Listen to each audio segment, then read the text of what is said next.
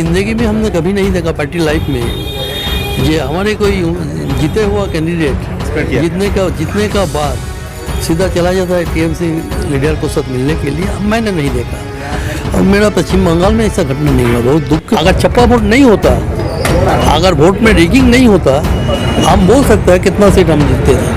हिंदुस्तान कैसे होगा?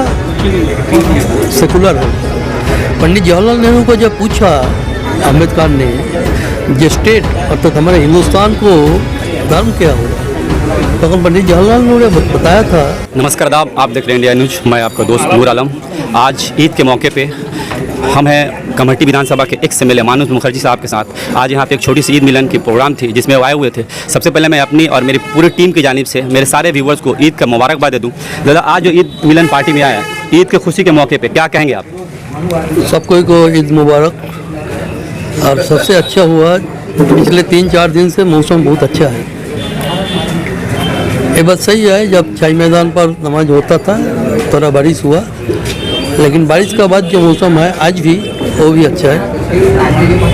और बहुत दुख की बात है अभी जब पश्चिम बंगाल में हमारे मुसलमान भाई बहनों ईद मना रहा है, सारे हिंदुस्तान में कुछ कुछ जगह पर दंगा फसाद हो रहा है। कल भी हुआ राजस्थान में, जयपुर में, आज भी हुआ जोधपुर में। ये बड़ी दुख की बात, क्योंकि हिंदुस्तान हिंदू के लिए, मुसलमान के लिए, क्रिश्चियन के लिए हम लोग सब एक साथ भाईचारिता का माहौल आगे बढ़ाने चाहते हैं। पश्चिम बंगाल में ऐसा नहीं हो रहा है, फिर भी पश्चिम बंगाल में थोड़ा टेंशन है।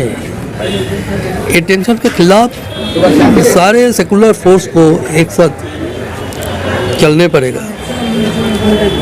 और ख़ास करके कमेटी में हम तो जब स्कूल का स्टूडेंट था उसी टाइम में, कॉलेज का स्टूडेंट था उसी टाइम से आ रहा है। मैंने अपने चौकों में देखा जब बाबरी मस्जिद का कांड हुआ, उसी दिन जब लखी मंदिर के ऊपर कुछ आदमी ने हमला करने का कोशिश किया, हमारे मुसलमान भाई लोग खड़ा होकर उसको रोका। यही है कमेटी का माहौल, यह है हमारा कमेटी। इसके लिए हम बहुत गर्वित हैं। जैसा कि आपने कहा, हमने देखा भी आज मध्य प्रदेश में, जैसा हम लोगों ने देखा कि कर्फ्यू के साये में नमाज, लोग घर पे नमाज पढ़े। नमाज के बाद कश्मीर में पथराव हुआ और आपका राजस्थान जोधपुर में वो अभी भी माहौल गर्म चल रहा है। तो दादा, ये महज एक इत्तेफाक है या सोची समझी प्लानिंग है जो इलेक्शन आते वक्त इस तरह के मुद्दे गर्म हो जाते हैं? देखिए, मेरा आइडिया से जो हो रहा है, एक टीम काम कर रहा है पूरे हिंदुस्तान में ये दंगा फसाद के लिए। तुम कौन है? हम हिंदू है। तुम कौन है? हम मुसलमान हैं। तुम कौन है? हम क्रिश्चियन हैं। लेकिन हम हिंदुस्तानी है, हम इंडियन है। ये बात हम नहीं बोले, इसमें ऐसा माहौल पूरे हिंदुस्तान में बनाने का कोशिश कर रहा है। ये वो हिंदुस्तान के खिलाफ जा रहा है, जैसे कश्मीर में हो रहा है, जैसे रामनवमी का लेके 5-6 स्टेट में हुआ। ये हमारा हिंदुस्तान नहीं है। हिंदुस्तान को आज़ादी के लिए भगत सिंह, चंद्रशेखर आज़ाद, इश्फाकुल्लाह एक साथ जन्म दिया, इसीलिए हिंदुस्तान हुआ। इसी हिंदुस्तान को बिगाड़ने का जो कोशिश हो रहा है, हम सब एक साथ मिल के, सेकुलर फोर्स एक साथ मिल के इसको खिलाफ जाना चाहिए, नहीं तो हिंदुस्तान बर्बाद हो जाएगा। दादा, जैसा कि और हम लोग हिंदुस्तान जो सरकार कह रही है कि हम लोग विश्व गुरु होंगे। कुछ दिन पहले एक हादसा हुआ था पटना में, एक व्यक्ति का एक्सीडेंट होता है, तो जब वो जाता है ट्रीटमेंट के लिए हॉस्पिटल में, तो लाइट ना रहने की वजह से मोबाइल के लाइट से उसका ट्रीटमेंट किया जाता है।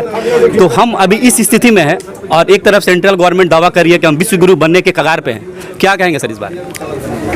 देखिए, गवर्नमेंट का नेचर होना चाहिए सेकुलर। बाबा साहेब अम्बेडकर जो हमारा कॉन्स्टिट्यूशन बनाया, उसमें हिंदुस्तान कैसे होगा? सेकुलर होगा। पंडित जवाहरलाल नेहरू को जब पूछा अम्बेडकर ने जो स्टेट अर्थात हमारे हिंदुस्तान को धर्म क्या होगा, तो पंडित जवाहरलाल नेहरू ने बताया था जिस देश को, मुल्क को कोई धर्म नहीं होना चाहिए। जब मौलाना आज़ाद, जब पूरे हिंदुस्तान में हमारा देश जब बांट लिया था, हिंदुस्तान पाकिस्तान हुआ, उस टाइम में बहुत सारे आदमी, कुछ हिंदुस्तान से पाकिस्तान जा रहा था, कुछ आदमी पाकिस्तान से हिंदुस्तान आ रहा था। मौलाना अबुल कलाम आज़ाद को पंडित जी ने पूछा फिर जवाहरलाल नेहरू जी आप क्या चाहते हैं, बोले मेरे हम हिंदुस्तान में आए, हिंदुस्तान में रहेंगे। उसी टाइम में नेहरू जी ने बताया कि आप जाइए मस्जिद से ऐलान करिए ये कोई भी हिंदुस्तान छोड़ के मत जाओ, ये हमारा देश है। यही तो हमारा भावना था, देश का जो फ्रीडम फाइटर था, यही भावना से तो फाइट किया। इसी को बरकरार रखना सब कोई आदमी को काम है। एक और हम लोग देखते हैं जो देश कट्टरवाद है, धार्मिक कट्टरता है, चाहे से पाकिस्तान देख लें, अफगानिस्तान देख लें, जो देश कट्टरवाद है अपने रिलीजन को लेकर के, वो देश आगे नहीं बढ़ पाता है। तो क्या हम लोग भी उसी रास्ते की तरफ चल रहे हैं, हमारे देश भी उसी तरफ चल रहे हैं? ना, हम अभी ऐसा नहीं बोलना चाहते हैं जो उसी रास्ता चल रहा है, क्योंकि जो हिंदू है उस लोग में भी सेकुलर ज़्यादा है, जो मुसलमान जो है उसमें लोगों में भी सेकुलर ज़्यादा है। इसीलिए मेरा ख्याल से हिंदुस्तान में कोई कट्टरवादी का जन्म हो सकता है, लेकिन वो आगे बढ़ नहीं सकेगा। तो क्या ये सारा कुछ जो हो रहा है, जो बेरोजगारी, महंगाई, ये सब कुछ है, इसको लेकर के सब डाइवर्ट करने का, माइंड डाइवर्ट करने का सब प्लान है? ये बात आपने सही बताया। और बेरोजगारी, महंगाई, जीडीपी भी फिर इसी का कारण जो पूरे हिंदुस्तान में जो फंड का क्राइसिस है, इसी का कारण कई आदमी धर्म से आदमी को फर्क करना चाहता है, उसको ढकने के लिए।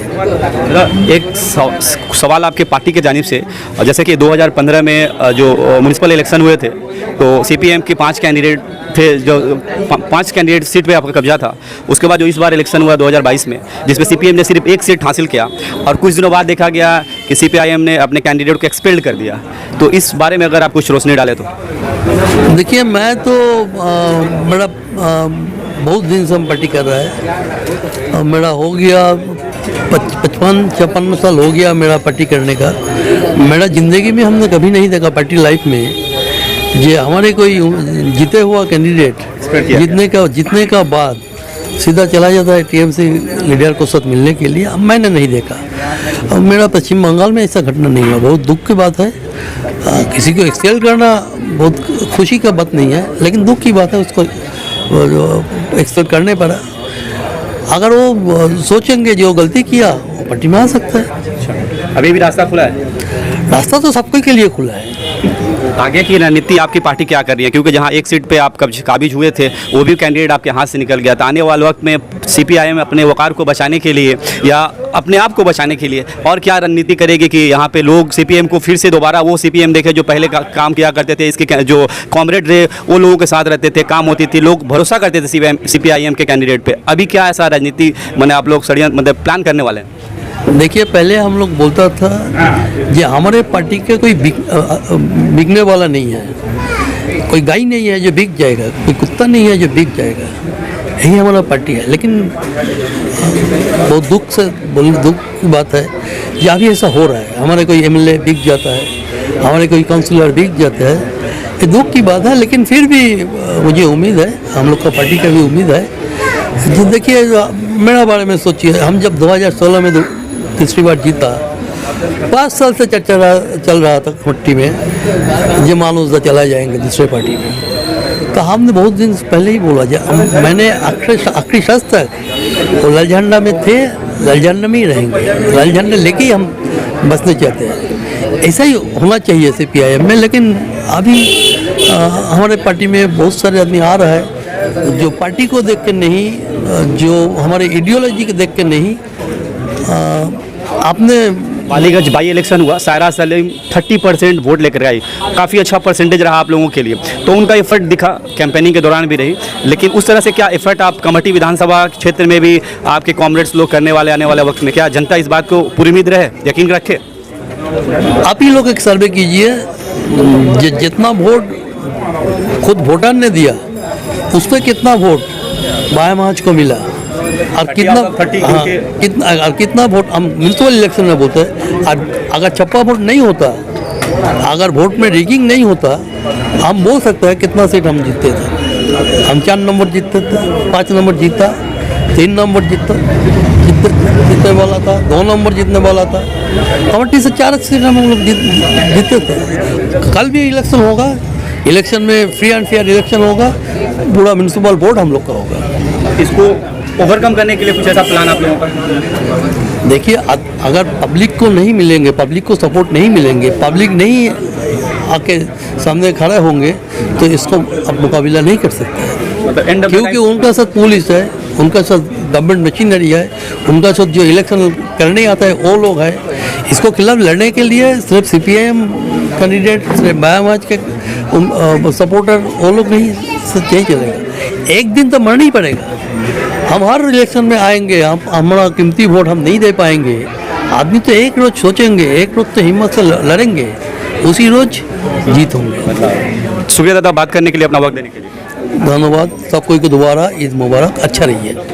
आप देख रहे थे हमारे चैनल के माध्यम से कमेटी विधानसभा क्षेत्र के एक MLA मानुष मुखर्जी साहब, जिनसे हम लोगों ने हिंदुस्तान के हालात हाजरा और इनके पार्टी से मुतल्लिक बात की। आपको अगर हमारा ये इनिशिएटिव अच्छा लगे तो हमारे पेज को फॉलो करें, हमारे चैनल को सब्सक्राइब करें, ज़्यादा से ज़्यादा लोगों तक शेयर करें ताकि हमारी इन्फॉर्मेशन ज़्यादा से ज़्यादा